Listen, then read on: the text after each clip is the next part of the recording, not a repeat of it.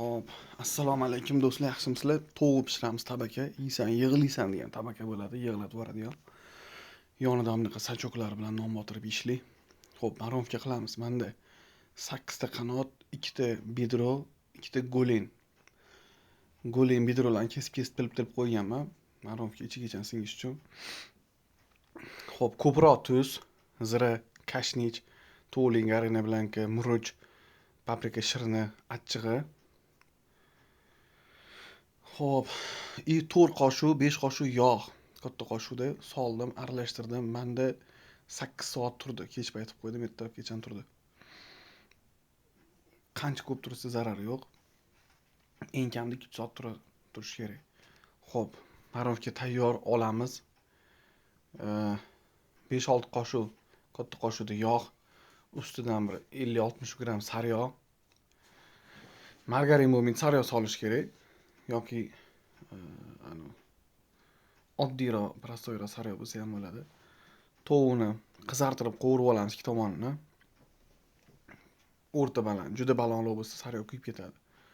Qovurib oldik, tovuqlarning hammasini qozonga solamiz, boshqa qozonga. Koreyskiy tuz, yana sariyog' solamiz. Keyin buni ko'madigan qilib suv solish kerak. Marovka qilgan idishimizni ichini suv bilan chayib, skorutkamizga yog'ni olib qo'yib, ozgina qoldiramiz. O'sha skorutgini ham chayib, qozonga sovuramiz.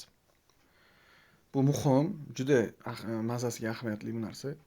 Ko'p shira chiqaradi o'zidan mana shu suv. Xo'p.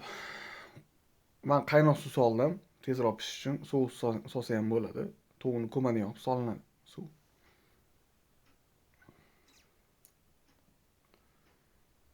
Xo'p. 1 soat, 1,5 soat og'zi yopiq holda o'rta baland olovda qaynaydi.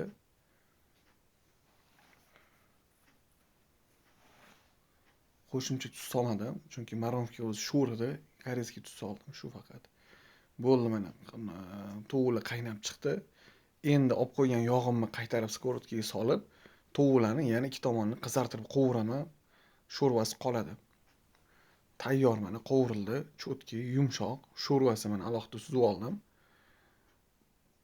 Sachok bo'ldi. Sachok deyiladi, non botirib yeyiladi. Yeysizlar, ko'zingizdan ko'z yosh bo'lib chiqib ketadi. Juda mazali. Xursandchilik yoshi bo'lib chiqib ketadi ko'zingizdan, juda shirin. Tovuqlar yumshoq, tishi yo'q odam ham mazza qilib yevoradi buni. Suyaklari iligicha ham pishib ketgan, iligicha. Mazasi ham cho'tki bo'ladi.